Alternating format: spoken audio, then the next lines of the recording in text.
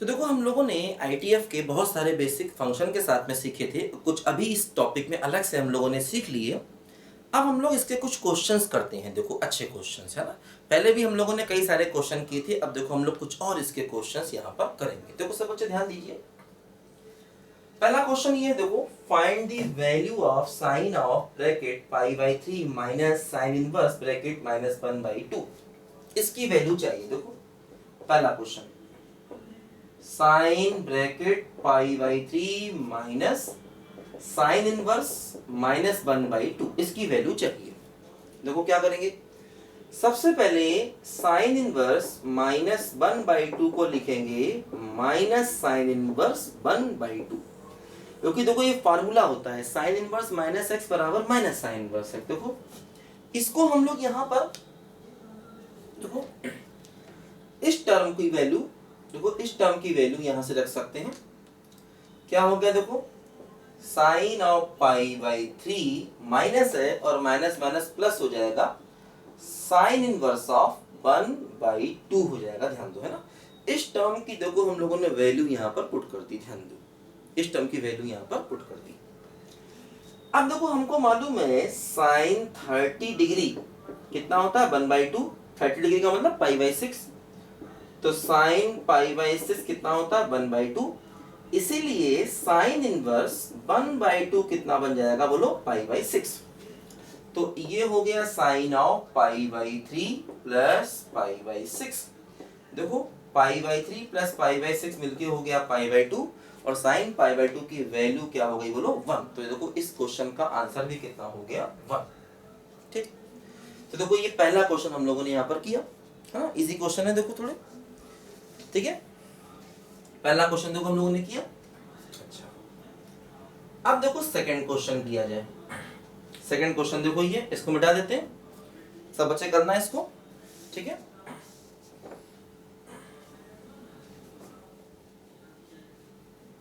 देखो second question देखो ये है, कॉसेक ब्रैकेट में sec inverse -√2 plus cot inverse -1 इसकी वैल्यू फाइंड आउट करनी है। देखो ध्यान दो, सबसे पहले कॉट इनवर्स -1 को लिखेंगे पाई माइनस कॉट इनवर्स 1, क्योंकि कॉट इनवर्स माइनस एक्स का फार्मूला होता है pi minus cot inverse x. देखो ध्यान दो, कॉट में 1 वैल्यू कब होती है, याद होगा आपको π/4 पर। कॉट π/4 कितना होता है 1 है ना, तो इसीलिए कॉट इनवर्स 1 कितना हो गया बोलो π/4 हो गया। तो ये वैल्यू π/4 हो गई, तो रिजल्ट कितना आ गया बोलो 3π/4। कॉट इनवर्स -1 कितना आ गया बोलो 3π/4। देखो इस टर्म की देखो ये वैल्यू हमने यहां से निकाली। अब देखो ये टर्म है, इसकी वैल्यू निकालें। क्या है बोलो, सेक इनवर्स -√2 ऐसा है। देखो यहां पर है ना, सेक इनवर्स -√2। देखो सेक इनवर्स माइनस एक्स भी होता है pi minus sec inverse x. Sec inverse minus x कितना होता है pi minus sec inverse x. अब सेक इनवर्स √2 चाहिए। याद करो सेक की वैल्यू √2 कब होती है, देखो सेक π/4 हो जाएगा √2, सेक 45 डिग्री। π/4 का मतलब क्या हो गया बोलो 45 डिग्री है ना, π/4 को डिग्री में बदलोगे तो क्या आएगा बोलो 45 डिग्री। ठीक, तो सेक 45 डिग्री होता है √2, क्योंकि cos 45 होता है 1/√2। ध्यान दो, इसीलिए सेक होता है cos का उल्टा। cos 45 होता है 1/√2, सेक होता है cos का उल्टा, इसलिए सेक 45 √2 हो जाएगा। तो सेक इनवर्स √2 क्या बन जाएगा बोलो π/4। तो पाई माइनस π/4 कितना हो गया 3π/4। तो देखो यहां पर हमने दोनों की वैल्यू पुट करी। देखो ये क्या बना, ये बन गया कॉसेक ऑफ, देखो इस टर्म की वैल्यू 3π/4 प्लस इसकी वैल्यू भी 3π/4। दोनों को ऐड करो, दोनों को ऐड करो, 3π/4 3π/4 दोनों को ऐड करो तो कितना हो जाएगा बोलो 6π/4। 6π/4 का मतलब क्या होगा बोलो 3π/2, कॉसेक 3π/2। मतलब ऐसा समझे हम कि cosec of 270 degree, cosec 270 degree. ठीक, अब देखो कॉसेक 270 की वैल्यू चाहिए, 3 पाई/2 का मतलब क्या होगा बोलो, 270 डिग्री। तो इसको लिख सकते हैं 180 प्लस 90। अब कॉसेक 180 प्लस थीटा क्या होता है बोलो, ये होता है माइनस का कॉसेक थीटा। तो कॉसेक 90 क्या हो जाएगा 1, तो -1 देखो इसका आंसर आ गया। वही देखो अपने क्वेश्चन का आंसर है। तो ऐसे करने हैं देखो, हमें इस टाइप के छोटे छोटे क्वेश्चन है, ये प्रैक्टिस हमें होनी चाहिए, थोड़ी करेंगे तो हम प्रैक्टिस में आ जाएंगे, है ना। तो लिखो सब बच्चे जल्दी से इसको, फिर अगला क्वेश्चन देखो किया जाए।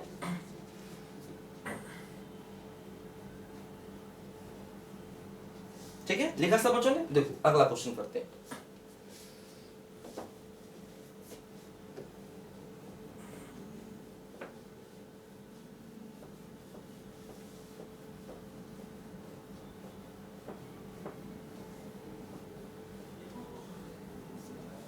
देखिए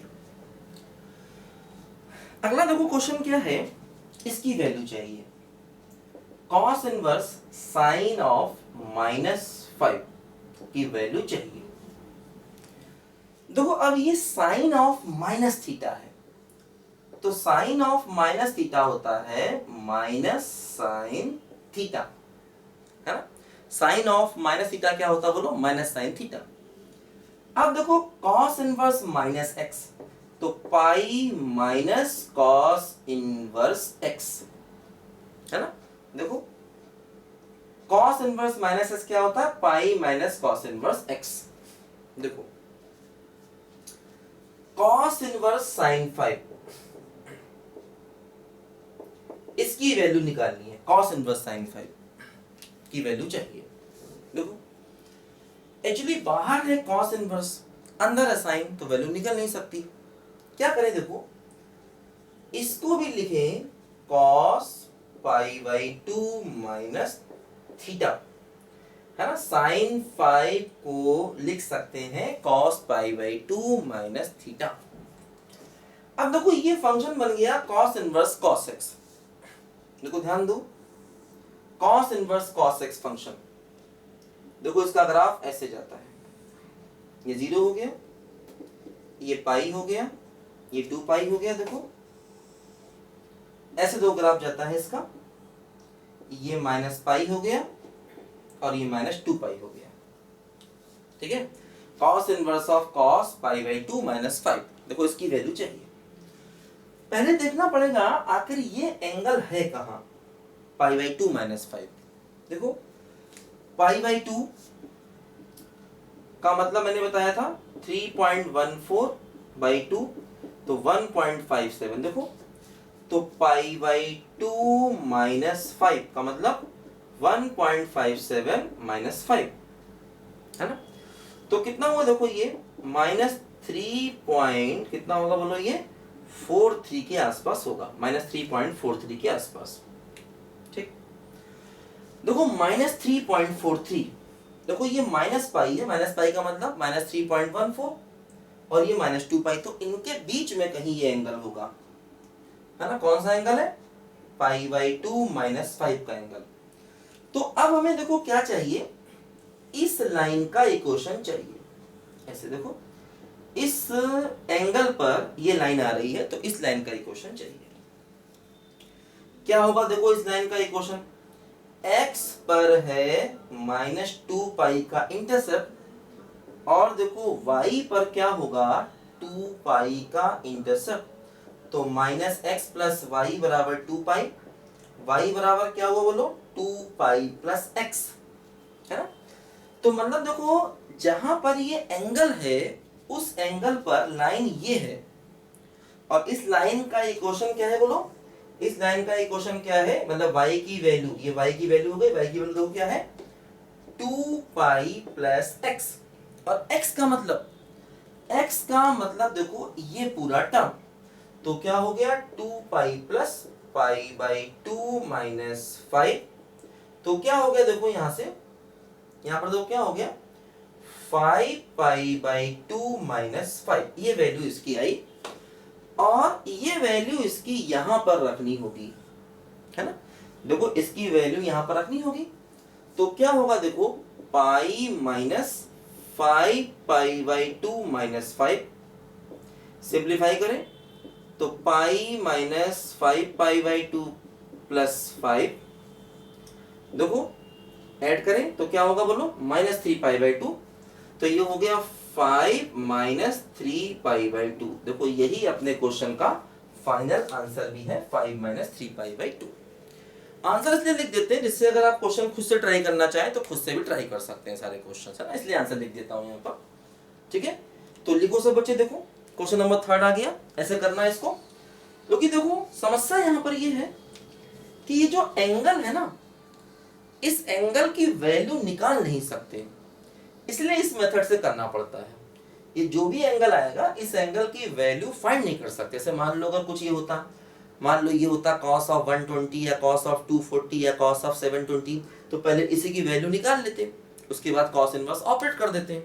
जैसे ही मान लो फॉर एग्जांपल अगर ये क्वेश्चन होता, हमसे कहा जाता cos inverse of cos 150 degree, यानी कि फॉर एग्जांपल 5 पाई/3 की वैल्यू बताइए, ऐसे होता मान लीजिए, है ना। तो हम लोग क्या करते हैं, इसकी वैल्यू पहले फाइंड कर लेते हैं। देखो कैसे, cos 5 पाई/3, cos 5 पाई/3 का मतलब क्या हो गया बोलो, cos 300 डिग्री, है ना, cos 5 पाई/3, 5 पाई/3 का मतलब कितना हो गया बोलो 300 डिग्री। इसकी वैल्यू कैसे निकालते हैं बोलो, cos 360 माइनस 60, देखो ये फोर्थ क्वाड्रेंट में गया 360 माइनस थीटा, तो प्लस का cos 60 हो गया, और इसकी वैल्यू क्या है बोलो 1/2 है। ठीक, तो देखो यहां पर इसकी वैल्यू पुट कर दी जाए, ये हो गया cos इनवर्स ऑफ 1/2, है ना। देखो इस पूरे देखो टर्म की वैल्यू, इसकी वैल्यू देखो ये आ गई 1/2, यहां रख दी। अब cos इनवर्स 1/2 कितना होगा सोचो, cos इनवर्स 1/2 होगा 60 डिग्री, दैट मींस पाई/3, ये क्वेश्चन का आंसर है। क्योंकि cos 60 क्या होता बोलो 1/2, है ना, cos 60 डिग्री क्या होता 1/2, इसलिए cos इनवर्स 1/2 क्या हो गया 60 डिग्री, मतलब पाई/3, ये अपने क्वेश्चन का। देखो अब जैसे इसमें ये हुआ कि हमें ग्राफ नहीं बनाना पड़ा, है ना। देखो यहाँ पर क्या हुआ, cos इनवर्स cos x का बिना ग्राफ बना ही आंसर आ गया, क्योंकि ये ऐसा एंगल था जो निकाल। अब एक बात और ध्यान रखना, कभी भी डायरेक्ट cos इनवर्स cos काट मत देना, ऐसे cos इनवर्स cos को काट के 5 पाई/3 मत कर देना, वो गलत हो जाएगा। क्योंकि cos inverse of cos x हमेशा x नहीं होता, उसकी अपनी कुछ कंडीशन है। हम देखो cos inverse of cos x, देखो ये cos इनवर्स ऑफ cos का ग्राफ बना है, तो 0 से पाई में ही तो इसकी वैल्यू y बराबर x है ना, बाकी तो नहीं है। मतलब cos inverse of cos x की वैल्यू x लिख सकते हैं अगर x 0 से पाई तक होता तब। देखो 0 से पाई में भी ये लाइन है y बराबर x, तो 0 से पाई अगर एंगल होगा तो y बराबर x, यानी इसकी वैल्यू x के बराबर लिख सकते हैं। y का मतलब फंक्शन की वैल्यू। जैसे ही आगे बढ़ेंगे देखो y की वैल्यू बदलेगी, इसलिए हमेशा इसको काट नहीं सकते। हाँ, अगर x ऐसा होता तो काट सकते थे, तो इसकी वैल्यू x लिख सकते डायरेक्ट। जैसे कि मान लो अगर ऐसा क्वेश्चन होता cos इनवर्स ऑफ cos 2 पाई/3, अब देखो 2 पाई/3 का मतलब क्या हुआ 120 डिग्री का एंगल है ये, तो x 0 पाई के बीच में है, तो इसको कैंसिल करके 2 पाई/3 डायरेक्ट लिख सकते हैं, कोई समस्या नहीं यहाँ पर, है ना। क्योंकि देखो जो एंगल है x वो 0 पाई के बीच में है ना, 0 और 180 के बीच में, क्योंकि देखो ये एंगल क्या है 120 डिग्री, 2 पाई/3 का मतलब क्या हुआ 120 डिग्री, तो ये एंगल 0 और 180 के बीच में, तो कैंसिल करके इसको सीधे सीधे 2 पाई/3 भी लिख सकते हैं। लेकिन हर जगह नहीं, अब देखो यहाँ लिख दोगे कैंसिल करके 5 पाई/3 तो गलत है, क्योंकि इसका आंसर देखो 5 पाई/3 नहीं है, इसका आंसर एक्चुअली क्या है बोलो पाई/3, तो ये बात ध्यान देना। लेकिन यहाँ जो देखो जो एंगल था वो ऐसा नहीं था कि उसे हम कैलकुलेट कर लें। अब इस एंगल की वैल्यू नहीं निकाल सकते, ये कुछ अजीबोगरीब एंगल है, इसलिए ग्राफ पर जाके देखना पड़ता है। ऐसे केस में ध्यान दो हमेशा, है ना। तो इस टाइप के पहले भी हमने कुछ क्वेश्चन किए थे और मैं करा रहा हूँ, इससे हमारी प्रैक्टिस बन जाए अलग से क्वेश्चन करने की। देखो अगला क्वेश्चन देखा जाए साइन इनवर्स ऑफ साइन 7। अगला क्वेश्चन देखते हैं, देखो साइन इनवर्स ऑफ साइन 7। अब देखो इसके लिए हमें sign inverse of sine x का ग्राफ चाहिए होगा। क्योंकि देखो एंगल क्या है sin 7, sin 7 की वैल्यू फाइंड तो कर नहीं सकते, है ना। तो देखो हमें यहां पर sign inverse of sine x का ग्राफ चाहिए होगा, ध्यान दीजिए।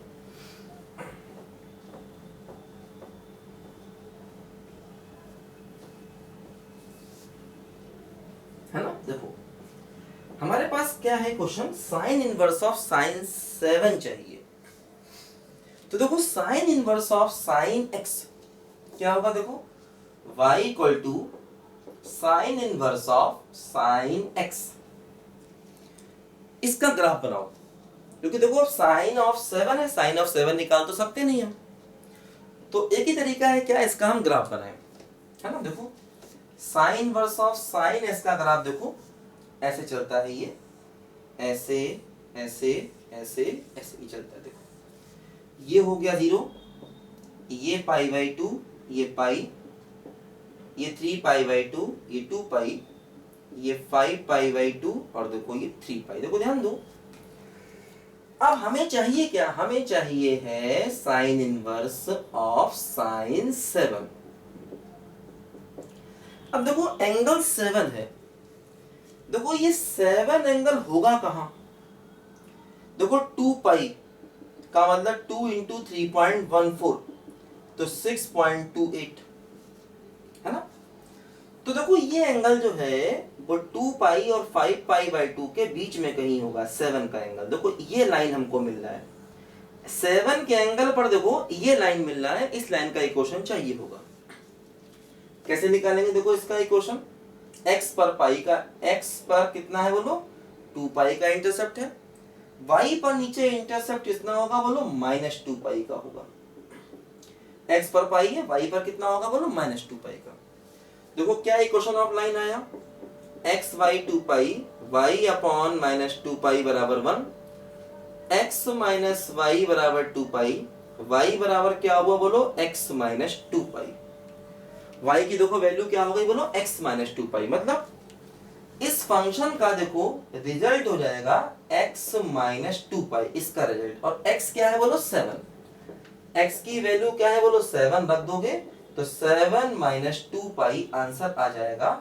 और देखो यही अपने क्वेश्चन का फाइनल आंसर है ना, किसका, इस वाले क्वेश्चन का, साइन इनवर्स ऑफ साइन 7 का देखो यही फाइनल आंसर है ना। तो जहां पर 7 एंगल है वहां पर पहुंचे और देखा आखिर लाइन का इक्वेशन है क्या, उस लाइन के इक्वेशन में y की वैल्यू निकाली, y की वैल्यू मतलब फंक्शन की वैल्यू, और उसमें x को पुट कर दिया जो भी पुट करना है। तो ऐसे करने होते हैं हमें इस टाइप के क्वेश्चन, और इस टाइप के क्वेश्चन कई बार IIT ने पूछे हैं और ये इंपॉर्टेंट होते हैं, अलग अलग जगहों पर इनका यूज है। लिखो सब बच्चे ध्यान से, फिर हम लोग अगला क्वेश्चन करते हैं।